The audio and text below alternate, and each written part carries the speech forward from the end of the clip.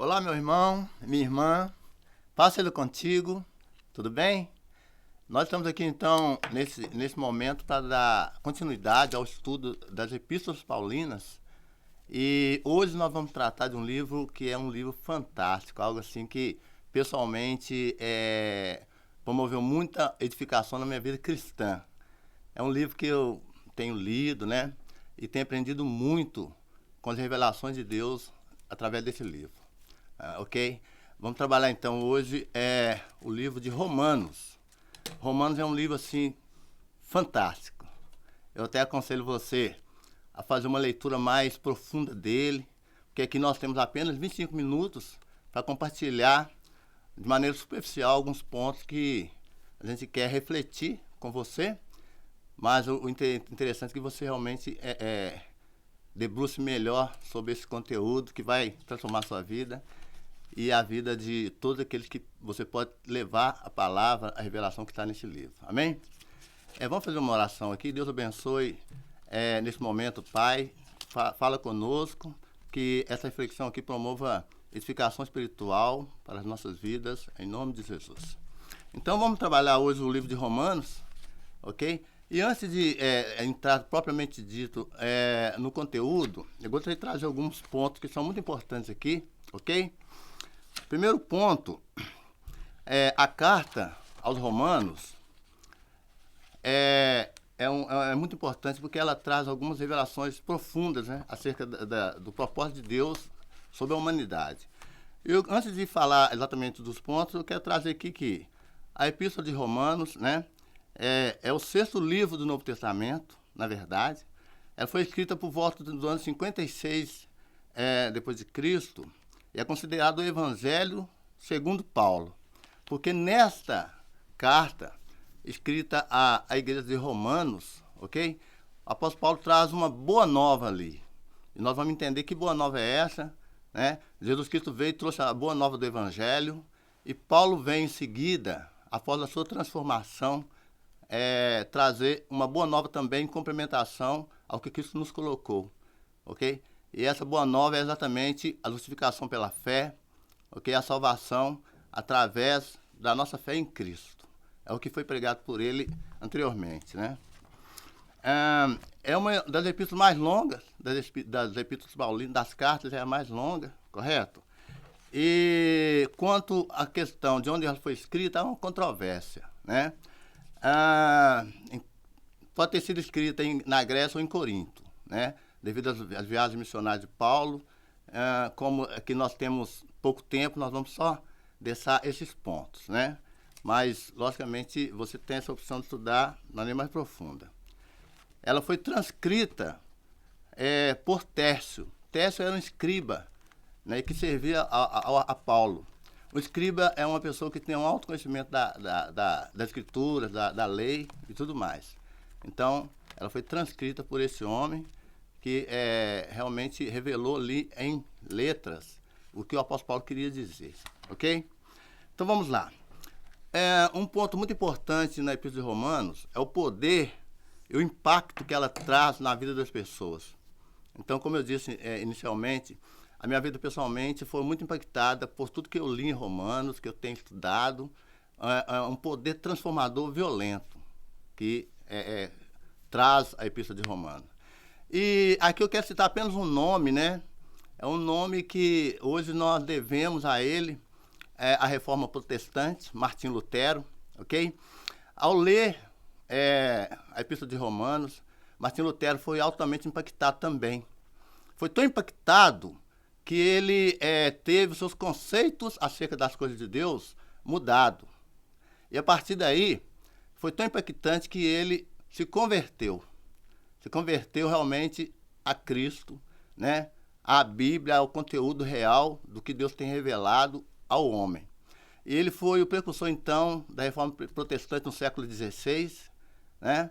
Um homem importante na nossa história e que foi impactado através do livro de Romanos. Tiveram grandes outros homens também, né? O Constantino, por exemplo, foi uma grande personalidade na história de Roma, e ele também foi muito impactado. E hoje a igreja atual, também você, eu, nós possamos, a cada dia, podemos ser impactados também por essa profundidade da palavra que tem em Romanos. ok? Vamos então, nós vamos trabalhar hoje apenas os 2 primeiros capítulos, né? Capítulo 1 e 2. E nesse capítulo eu quero trazer aqui alguns pontos que são fundamentais de tudo que a gente lê no capítulo 1, no versículo capítulo 1 e capítulo 2. Tem muita riqueza aqui, mas conforme o tempo não permite, eu quero trazer algumas reflexões aqui. Primeiramente, é o seguinte, no versículos 1 a 7, vou dividir aqui em alguns versículos pontuais, para a gente conseguir visualizar de maneira global tudo que a gente está colocando aqui. Amém? Então vamos lá. No versículo 1 a 7, o apóstolo Paulo faz uma apresentação de si mesmo. E olha que interessante. Logo no versículo 1 ele diz assim: Paulo, servo de Jesus Cristo, chamado para ser apóstolo, separado para o evangelho de Deus. Olha que interessante aqui, ele diz que antes, na sua apresentação, ele se preocupou em falar que ele é simplesmente servo de Jesus Cristo. Isso bate com exatamente o que nós temos aprendido aqui na visão do voluntariado, né? Antes de qualquer credencial, nós somos servos de Deus. É o que o pastor Leandro tem nos passado, nós temos aprendido junto e temos disseminado essa visão do voluntariado aqui. E você que está aí é um servo, né? Está à disposição, ao serviço da casa de Deus. Então, nós sabemos que o apóstolo Paulo ele tem muitas credenciais. É um homem realmente culto, criado aos pés de Gamaliel, né? Que era um mestre da lei naquela ocasião. E grandes conhecimentos ele tem, mas ele se ateve em falar que é servo, né, de Deus, no versículo 1. E aqui, apesar de muitas credenciais, ele inicia exatamente dizendo isso, né? Que ele era servo de Deus e chamado por ele, ok? E o chamado de Paulo aqui é algo fantástico. Ele foi chamado para evangelizar os gentios, amém? Então, os judeus receberam a palavra, Jesus veio e fez a sua parte, e a partir daí o evangelho expandiu. Nós sabemos que quando Jesus foi elevado aos céus, ele enviou os discípulos para disseminar o evangelho, né? E na Judéia, Samaria, os confins da terra, e aqui em Paulo ele já abriu o leque, atingindo e alcançando os gentios, que são aqueles que não são judeus, que não estavam ligados ainda à família de Deus, né? Ao plano de Deus. E hoje também nós, a igreja atual, estamos, de certa forma, dessa ramificação dos gentios. E Jesus, né, inclusive fala lá em João, capítulo 1, versículo 12, que ele veio para os seus, os judeus, mas eles não receberam, mas nós o recebemos hoje e temos direito de ser chamados filhos de Deus. Olha que maravilha. Amém, gente? Então, vamos lá. Então, aqui, ele fala exatamente isso. Ele é servo de Deus, chamado para o evangelho de Deus anunciar aos gentios, ok? Então, é muito interessante porque ele tinha uma missão. E essa missão dele estava bem clara em sua mente. Deus o chamou, né? E ele tinha essa visão bem clara. E cumpriu muito bem essa visão, ok? Então, versículo 1 diz exatamente isso. Interessante aqui, no versículo 7, ele diz o seguinte: a todos os chamados de Deus que estão em Roma, chamado para ser de santos, graça a vós outros e paz da parte de Deus nosso Pai e do Senhor Jesus Cristo. Então ele sabia também que Roma era, ainda que gentios, tinha um chamado de Deus, não é isso?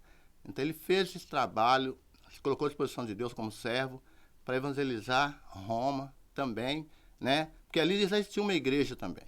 Ele tinha muito anseio, vamos ver à frente, de conhecer a igreja de Roma, porque até então ele não tinha visitado aquela igreja. Amém, gente? Ok. Vamos então dar sequência aqui. No versículo 8 a 15, a fé dos romanos instigou a curiosidade e o anseio de Paulo para conhecê-los. Olha que interessante. É o que eu acabei de dizer, né? Vamos ler aqui no versículo 9 e 10 do capítulo 1, que diz o seguinte: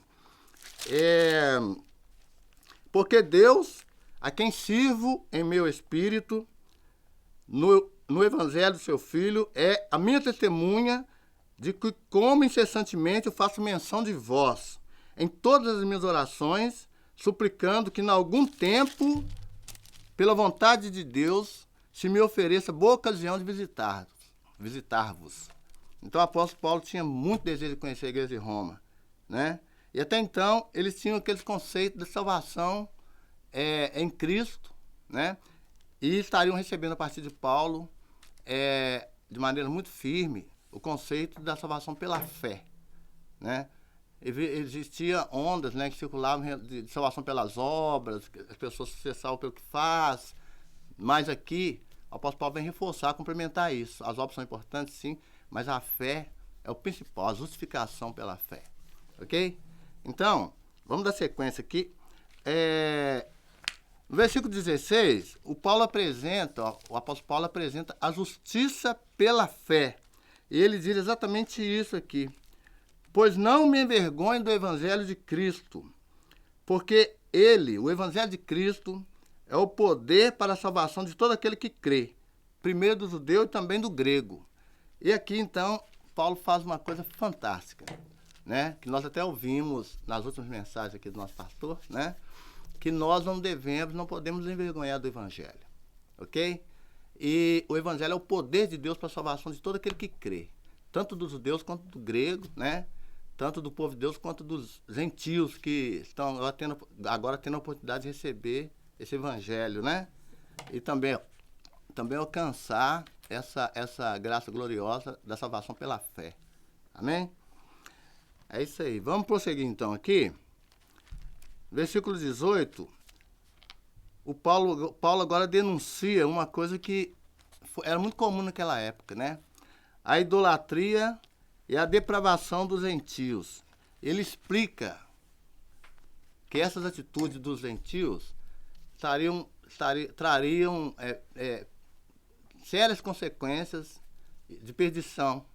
Ele, a partir daí, nesses pontos, ele ressalta a importância deles buscarem uma mudança de atitude, né? Então, aqui, ó, Paulo, ciente que foi chamado para pregar, resgatar e trazer conversão aos gentios, ele revela a verdade do sentimento de Deus em relação às atitudes profanas, à impiedade e injustiça e o mais grave, ressaltando que os romanos, eles detinham a verdade de Deus em mentira, em injustiça, né?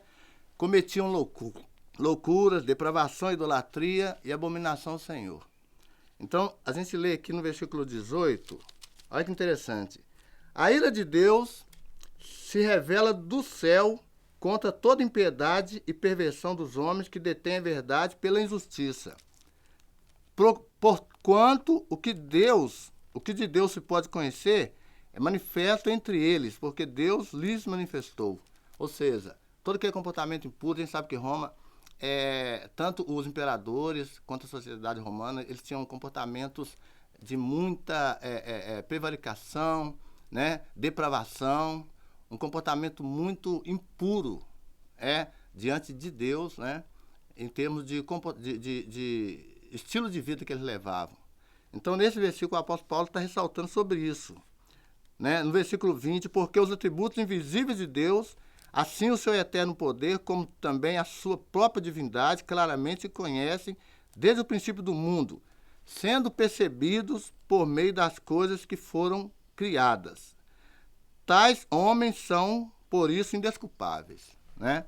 Então, a carta de Paulo a Romanos vai trazer exatamente essas reflexões para eles, que eles viviam uma vida fora do plano de Deus, e que eles precisariam refletir em relação a isso e buscar uma mudança. A igreja que já estava ali também sofreu influência dos romanos, né?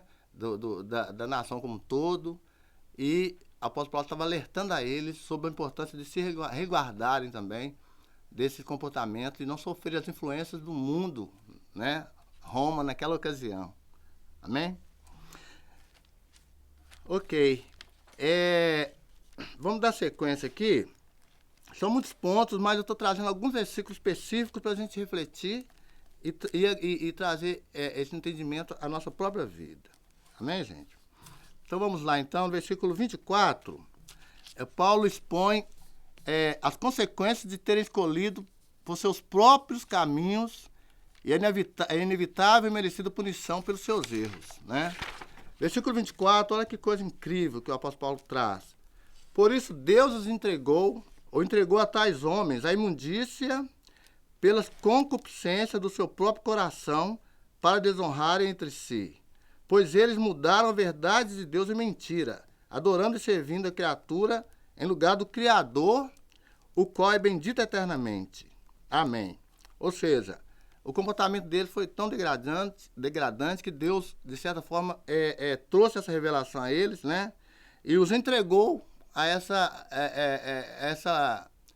essa lascívia, a esse comportamento deles. Eles sofreram realmente a consequência dessas práticas impuras que eles praticavam, né? Desses atos que não glorificavam a Deus. Ok? E no versículo 26, olha que interessante. Deus os entregou às paixões infames, porque até as mulheres mudaram o modo natural das relações íntimas por outro, contrário à natureza. Então, eles mudaram a natureza de Deus, né? Na época romana é muito comum práticas lascívias, práticas sexuais indevidas, né?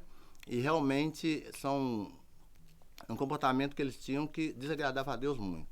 Então, tanto é que a gente vê na história de Roma, né, relações ilícitas, homem-homem, mulher-mulher, né? E hoje a gente vê no mundo atual também uma certa consequência disso, né? E Deus realmente veio através do apóstolo Paulo, de maneira forte, impactar a vida desses romanos, dessa nação, através desses princípios, para que reconheçam realmente que estão fora do plano de Deus.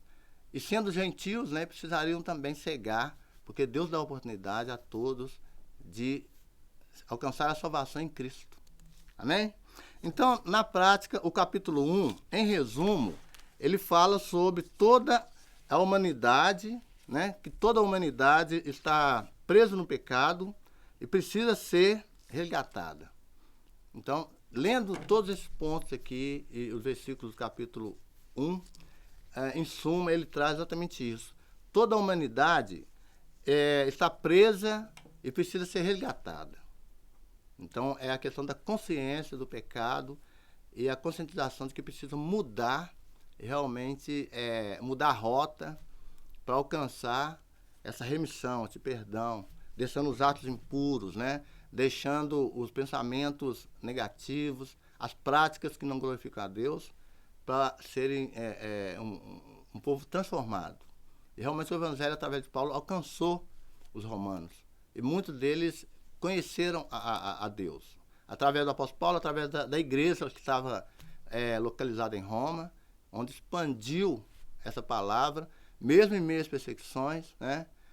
Mesmo em meio às lutas, às retaliações, né? Foi uma igreja forte que realmente conquistou o Império Romano com o Evangelho da fé, da transformação de Deus. Amém? É isso aí, capítulo 1, né? Leia na sua casa com mais detalhes, estude. Tem muitas revelações aqui. A gente está falando pontos básicos devido ao tempo, né? Mas em suma é exatamente isso que a gente quer colocar aqui, do capítulo 1, ok? Vamos partir então para o capítulo 2.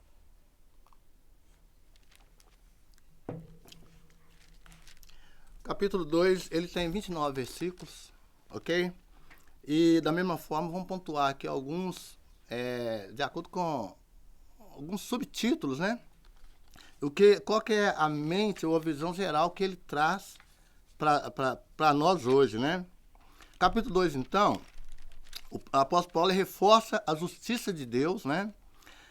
Tanto para judeus quanto para gregos, né? Vamos ler aqui versículo 2, 5, 6, que diz o seguinte. Romanos capítulo 2, versículo 2, que diz assim: bem sabemos que o juízo de Deus é segundo a verdade contra os que praticam tais coisas. Então, Deus é justo, é amor, mas também ele é juízo. Então, Deus muitas vezes ele veste capas, né? A capa do amor, da misericórdia, sim. Mas tem um momento que vai vestir a capa da justiça, do juízo, para julgar realmente as nossas obras, né? E o comportamento tanto nosso atualmente, quanto julgou o povo passado.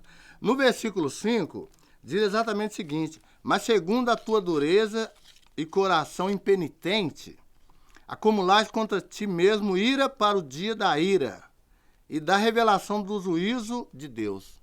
Então, pelas práticas impuras, né, os romanos estavam acumulando, né, ira para o dia da ira, ou seja, tem o dia do Senhor. A Bíblia revela sobre o grande dia do Senhor, que vai ser um dia realmente tão forte que quem subsistirá naquele dia da ira do Senhor, né? E a ira de Deus é contra toda injustiça, ok? Então no versículo 5 diz exatamente isso, e no 6, que retribuirá a cada um segundo o seu procedimento. Então, o juízo de Deus manifesta, né, sobre o nosso procedimento, o nosso dia a dia, nosso estilo de vida, né? De repente Deus nos confronta naquilo que estamos fazendo hoje, né? Por quê? Porque Ele nos ama e quer que a gente esteja no caminho, agradando a Ele e fazendo a vontade do Pai de maneira bem espontânea, com bastante deliberalidade, né? Sem aquela ideia de que eu sou obrigado, né, a obedecer a Deus. Pelo contrário, com amor, né, ter prazer em servir ao Senhor. E no versículo 8, diz o seguinte: mas a ira e indignação dos facciosos que desobedecem à verdade e obedecem à injustiça. Então, a ira de Deus vem porque as pessoas obedecem, né, à injustiça e desobedecem à justiça, à vontade de Deus, deixam de lado.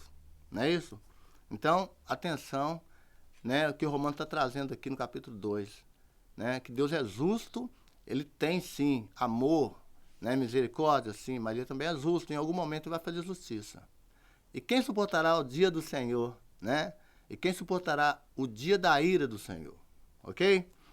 E para essa parte aqui, vamos ler o versículo 9 também, que é muito importante, que diz: tribulação e angústia virão sobre a alma de qualquer homem que faz o mal, ao judeu primeiro e também ao grego, ou seja,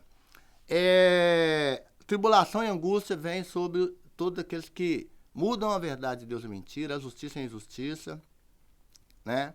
Então, nós temos que prezar em conservar a justiça de Deus em nossas vidas, o amor, né, a misericórdia dele, né? Porque ele julga tanto os judeus quanto os gregos. Nenhum, nem judeu, nem gregos, estão isentos, né, do juízo de Deus. Ou seja, nem a igreja hoje, nem os ímpios lá fora estão isentos. É como que se diz: na chuva vem para os bons e para os maus. E a justiça de Deus também virá para todos. Então, o bom é estarmos realmente em conformidade com a vontade de Deus, para que a justiça dele se manifeste a nós e a salvação através da fé também, né? Gostaria de ressaltar aqui 2 versículos que são muito importantes, que é o versículo 12 e o 16, que diz assim, o 12: assim, pois, todos os que pecaram sem lei também, sem lei perecerão. E todos os que com lei pecaram, mediante a lei serão julgados. Então, se és uma nação, um povo ou alguém que tenha lei ou não, ele vai ser julgado, tendo lei ou não tendo lei, né? Porque tem muitos que falam: não, eu sou judeu, você também será julgado. Ou eu sou gentio, você também será julgado. Né? Reforço o que a gente falou anteriormente, que os juízos vêm para todos. E no versículo 16, traz uma verdade profunda, que é o seguinte: isso acontecerá no dia em que Deus, por meio de Cristo Jesus, julgar o segredo dos homens, de conformidade com o meu evangelho. Aqui, o apóstolo Paulo falando segundo o meu evangelho.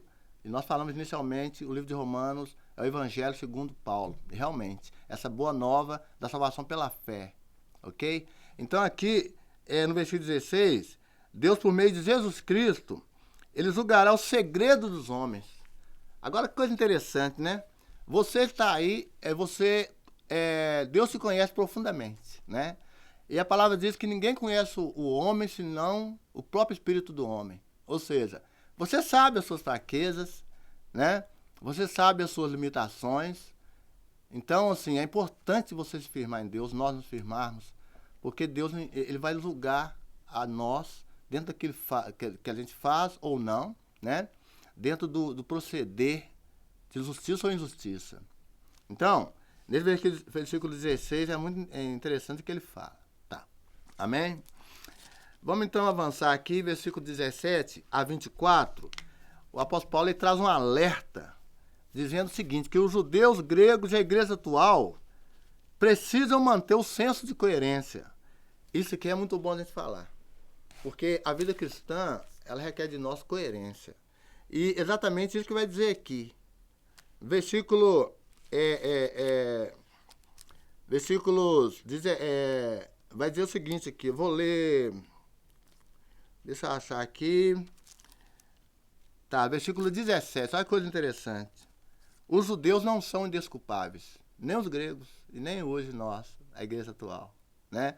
Porque o versículo diz assim, se porém tu que tens por sobrenome judeu e repousas na lei e te glorias em Deus, que conheces a sua vontade e aprova as coisas excelentes, sendo instruído na lei, que estás persuadido de que és guia de cegos, luz dos que encontram em trevas, instrutor de ignorantes, mestre de crianças, tendo na lei a forma da sabedoria e da verdade, tu, pois, que ensinas a outro ou a outrem, e não te ensinas a ti mesmo? Se você ensina às outras pessoas o mistério de Deus, o evangelho acerca de Cristo, o que você ensina, você vive isso, né? A coerência é exatamente isso, você falar uma coisa e viver aquela coisa. Infelizmente hoje tem muitas pessoas, né? Prega, anuncia uma coisa e fazem diferente, né? É aquela história, né? Faz o que eu digo, mas não faz o que eu faço. Isso não é coerência. Então nós temos que ter essa coerência de servir a Deus, falar, ensinar, mas viver o que estamos pregando. Isso bate muito bem com o que Tiago diz, né? Ele diz que nós não podemos ser somente ouvintes da palavra, mas praticantes, né? Ouvir, anunciar, praticar os princípios que a gente está colocando ali, né? Então, versículo 24. Pois como está escrito, o nome de Deus é blasfemado entre os gentios por vossa causa. Muitos judeus, eles tinham uma incoerência no que faziam. Ensinavam uma coisa e praticavam outra. Então isso afastava os gentios. E com isso causava um bloqueio para que os gentios se chegassem ao conhecimento de Deus. Amém? Então, é muito interessante esse ponto. A coerência cristã é algo que nós precisamos praticar. O que você tem ensinado, você tem praticado? O que você tem aprendido, né? Você só tem aprendido ou tem colocado em prática, ok? Então o Romanos traz aqui essa reflexão também, de nós sermos coerentes, seja judeu, seja grego, seja os gentios, seja a igreja atual, você aí, né? A reflexão eu aqui, o que você ensina, você está fazendo? É o princípio da coerência. Então, essa reflexão também Romanos traz, ela é muito válida para o dia de hoje, né? Não sejamos somente ouvintes da palavra, mas também praticantes. Então, aquele que ouve a palavra, ouve e não guarda essa palavra, ele é semelhante à pessoa que olha seu espelho, depois sai dali e não lembra mais da sua imagem. Amém? Vamos terminar então aqui, concluindo, no versículo 25, que fala sobre a verdadeira circuncisão, né? Aqui fala a questão da circuncisão, só para pincelar, para a gente concluir. Esse aqui é um assunto bem profundo, né? Que também você pode ler, estudar e aprender um pouquinho mais sobre isso. No versículo 25, porque a circuncisão tem valor se praticares a lei.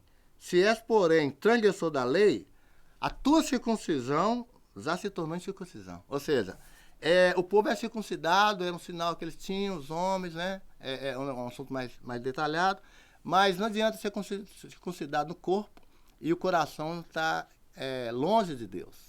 O que está dizendo aqui é exatamente, fala, eu sou cristão, mas você tem a marca de Cristo? Você realmente está vivendo isso? Então a reflexão é exatamente essa. O livro de Romanos, então, está nos trazendo a uma responsabilidade cristã, de realmente ser coerente na nossa fé, falar, praticar, ok? E não somente falar que somos de Cristo, mas realmente viver uma vida de fé genuína, pura e verdadeira, ok? Então, em suma, o capítulo 2, ele diz sobre o resgate, né? Não acontecerá tentando obedecer às leis do Torá, né? Igual a gente vê hoje, né? Inclusive, Israel, muitas lutas, guerras, às vezes até por isso, questões religiosas, por questões de obedecer à Torá, né? Os princípios, as leis e tudo. Mas, se a gente não levar isso a ponto de trazer para a prática diária, não adianta ter o conhecimento, né? Da Torá, da Bíblia, inclusive, se não há prática. Amém, irmãos? Então, eu gostaria de deixar essa reflexão aqui, Romanos 1 e 2, de maneira bem abrangente, e te motivar a ler, né? O livro todo de Romanos. Ele é fantástico. Logo à frente vamos continuar com os outros capítulos, mas vai lendo já, ok? Porque ele vai trazer um grande crescimento e amadurecimento espiritual, né? E uma grande mudança na sua vida cristã, ok?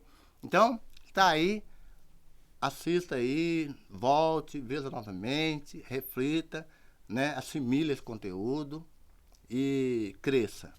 E assim você será um cristão melhor, sedimentado na fé, ok?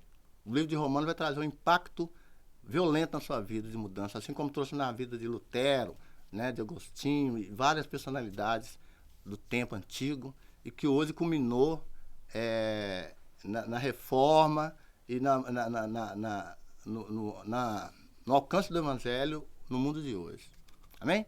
Então eu agradeço aí, viu? Deus te abençoe e que você seja transformado por essa palavra. E um abraço para você. Até mais.